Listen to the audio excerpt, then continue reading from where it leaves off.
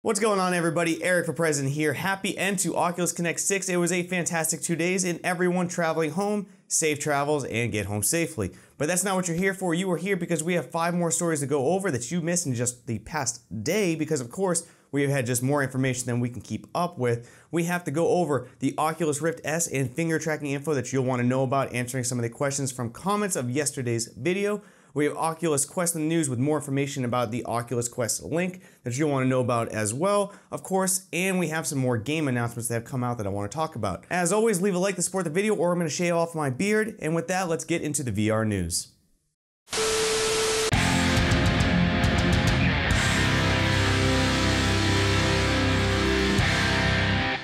We start with an update to yesterday's amazing Oculus Quest link news, the new feature coming in November of this year that will allow you to tether your Oculus Quest directly to your gaming PC if you have one through a USB-C cable. We knew more info would be coming naturally, but very excited to share a couple things that we've learned today. To start out, we did learn how the tether would work for Rift-based games versus Quest-based games. When tethering your Quest to your gaming PC, it basically will turn into and function the same way that the Rift S does and automatically sync with the Oculus Rift store.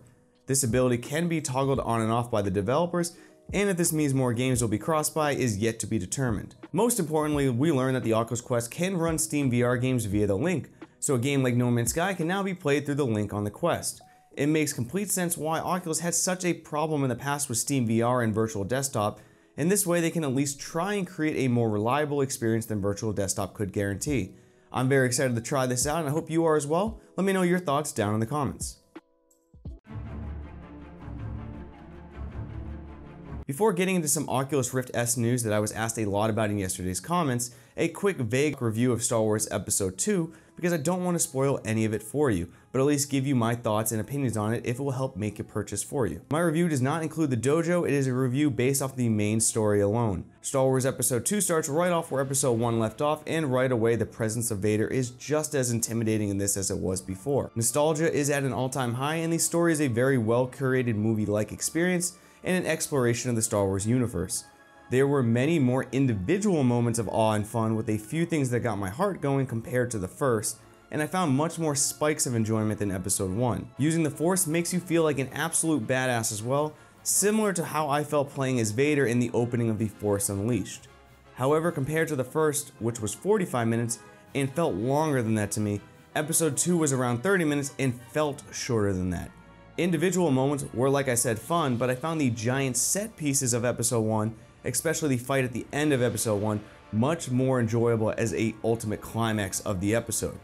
Episode 2, while fun, spends too much time retelling some aspects of Episode 1's story, and I feel I didn't get as much value from it overall. Overall, I prefer Episode 1 compared to 2, but 2 is still a great time, worth the $10 for a smile. I got a weird power trip with Force powers, and overall I will give it a B+.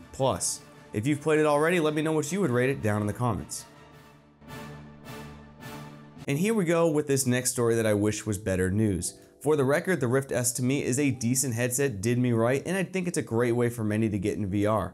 However, VR has mostly been an enthusiast game, and we are all the beta testers, and this can cause some headsets to rise while others dip in use. Many of you asked if finger tracking is coming to the Oculus Rift S, and the answer is maybe, but with a heavy hint at no. In an article from David Heaney of Upload VR, they reached out to Facebook asking if Oculus finger tracking will be coming to the Rift S, and got this response. We started with the Quest platform first, and we're going to listen to the feedback from Quest, and we'll be tackling the technical challenges of bringing it to other devices. When referring to technical challenges, I have a thought, but the article from Upload VR refers to a possible explanation that hardware acceleration features of the Snapdragon in the Quest are fundamental to getting it to work. They theorize that the amount of resources to make it happen on a gaming PC, even though more powerful, may be the problem. I have a thought that it may be more difficult to track hands and fingers with how the cameras though are positioned on the Oculus Rift S. On the Quest, all 4 cameras are more or less positioned forward, while the Oculus Rift S has 2 on the front and 2 semi on the side. I wonder if this makes tracking any more difficult. Either way, it may just be a business decision as well based off cost and the amount of interest in the Quest versus the Rift S. It may even be another hint at Oculus going all in on the Oculus Quest and the Rift S is being left to the wayside. I'm sorry for the bad news, but I'm very interested to hear what you think may be the reason the Oculus Rift S will not be having finger tracking as quick as the Quest. Before our final story of a new game announcement, let's briefly talk about Big Daddy Carmack. John Carmack delivered his address at OC6 Day 2 and showed why he's one of VR's most essential drivers of innovation. Two quick notes before moving on. First, it's pretty evident to myself and many of my friends the way Carmack talks about the Quest. It really seems like this is where he has always wanted VR to go. I do agree with him on that, but you can hear it in every word he speaks, the amount of anticipation he has for where the Oculus and Facebook is taking VR. Secondly, it was noted that eventually Carmack would like the Quest to be fully wireless while retaining the abilities it will now have with the Oculus Quest Link. But more surprising than that, he also expressed that it can and did run 90 Hz on the Oculus Quest, which is more than the Oculus Rift S.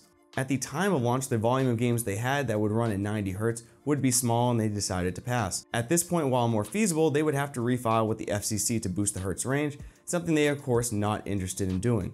What I take note though is that looking down the line at Quest 2, it's nice to know a standalone headset can get to 90 Hz and hopefully to that magic 120 Hz as well. That's future thinking, but I appreciate every time I hear Carmack talk. And finally, a new first look detailed report about a new Rift and Quest crossplay VR shooter, reported first by Upload VR. Solaris Offworld Combat, from the same devs who brought us the highly successful Firewall 0 Hour, will launch sometime in 2020 with a PSVR launch at a later date that year. Solaris is going to be a multiplayer only experience and will feature games up to 4v4 and fast-paced battles like classic Quake games. The reveal trailer shows no actual gameplay but gives us some ideas of style, including pictures of concept art and arenas for you to see. Similar to Quake, you start off with a pistol and have no inventory management system. You walk over to a gun spawn and now you have it. Only one game mode will be available right at launch, which is basically a King of the Hill mode.